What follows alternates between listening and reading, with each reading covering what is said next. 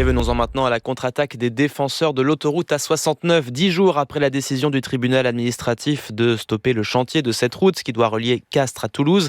Des soutiens au projet, des maires, des députés et sénateurs sont attendus à Castres pour une manifestation de grande ampleur. Bonjour Philippe Folliot. Bonjour. Vous êtes sénateur centriste du Tarn, vous êtes sur place à Castres alors que le rassemblement va démarrer dans quelques minutes. Est-ce que c'est le rôle d'un sénateur d'aller contester comme ça, manifester contre une décision de justice d'abord ? Il ne s'agit pas de manifester contre une décision de justice, il s'agit de manifester pour la poursuite d'une réalisation.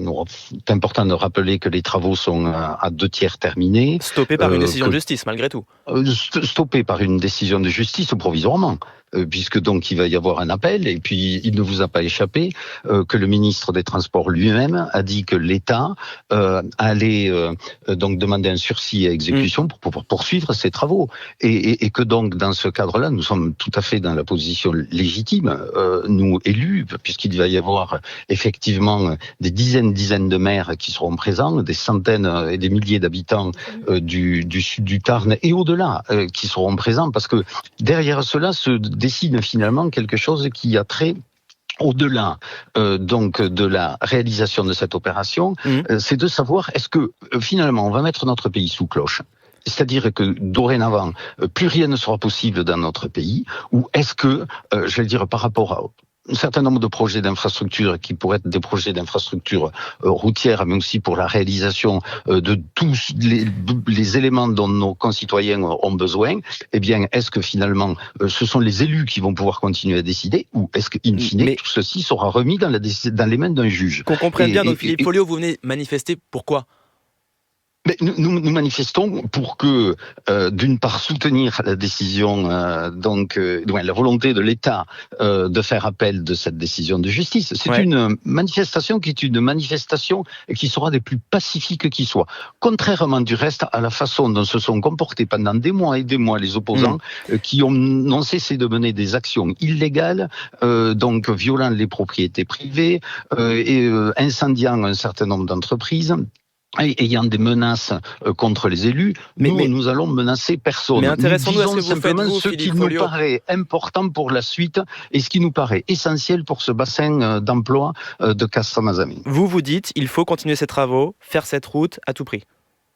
Mais il faut, bien entendu, parce qu'il n'y a pas d'autre alternative. Les travaux sont à 2/3 terminés. Il y a une attente très forte de la part de la population, de la part des élus, de la part des acteurs économiques, de la part des acteurs syndicaux du territoire. C'est un projet qui fait l'unanimité localement. Et donc, il y a quand même eu beaucoup d'opposition. Non, il y a des oppositions marginales et des oppositions qui viennent pour l'essentiel de personnes extérieures au territoire. Mais localement, ce projet fait l'objet d'un consensus. La quasi-totalité des maires du secteur sont favorables. Le conseil départemental du Tarn, à l'unanimité, a voté pour l'autoroute Castres-Toulouse. Donc les parlementaires sont 4 sur 5 sont favorables au projet. Mais Philippe Folliot, vous dites ce projet, il continue, il a été réalisé à plus de 70%. Est-ce que c'était bien sérieux d'avancer ce projet alors qu'il y avait justement des recours ? Mais bien entendu, il fallait avancer, parce que les recours étaient des recours incessants, et du reste, cela nous interpelle en tant que législateurs, et nous allons essayer de faire modifier les choses pour faire de telle sorte que quand il y a une déclaration d'utilité publique, cette déclaration d'utilité publique a été contestée devant les tribunaux.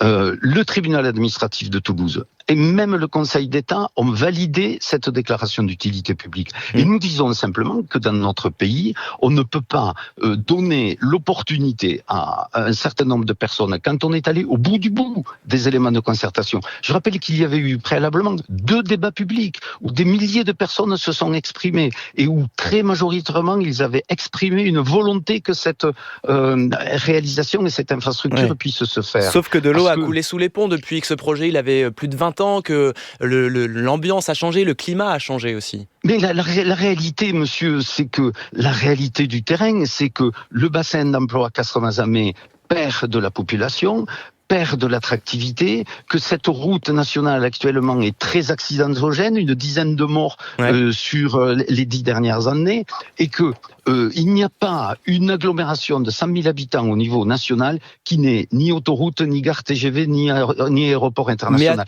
Ce qui est le cas de Castres-Mazamet. Et que donc, dans ce cadre-là, le fait d'avoir une capacité de mobilité est un élément essentiel. Mais vous voyez, on parle sur des enjeux et des éléments d'opportunité qui ont été déjà débattus depuis bien longtemps. Oui, mais Philippe Folliot, justement, tous ces enjeux-là, la justice a dit, tous ces enjeux-là, ça ne mérite pas qu'on fasse du mal à la nature.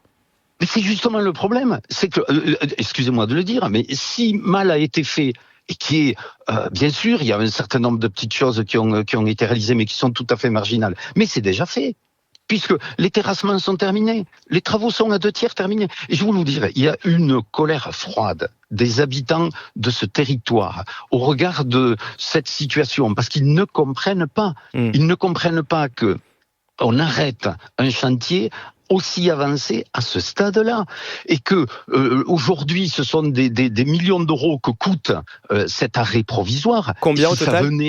Si ça venait, c'est des millions d'euros au regard du gardiennage, au regard il y a 1000 personnes qui sont au chômage depuis l'arrêt des travaux depuis une dizaine de jours. Et il y a 3-4 000 personnes qui sont impactées par des effets indirects. Donc, effectivement, il y a des enjeux économiques importants, il y a des enjeux sociaux, mais c'est surtout par rapport au fait que il y a eu depuis des mois, des années, des débats autour de cela, que ceci a été tranché et que une magistrate revienne sur ces éléments d'opportunité pour simplement engager un élément qui sera une décision qui concerne ce projet, mais qui aussi vise à créer une jurisprudence pour faire de telle sorte que demain, tous les projets de notre pays, mais que ce soit des projets de grandes infrastructures, mais aussi des projets du quotidien dans nos communes, soient soumis à une incertitude juridique. En tout cas, il y aura appel, Philippe Folliot. On va suivre cet appel, évidemment, et ses conséquences. On va suivre aussi cette manifestation qui débute dans une dizaine de minutes, maintenant, à Castres, pour soutenir l'autoroute A69. Merci, Philippe Folliot, d'avoir été avec nous, sénateur du Tarn, pour répondre à nos questions, nous expliquer pourquoi vous continuez de soutenir ce projet.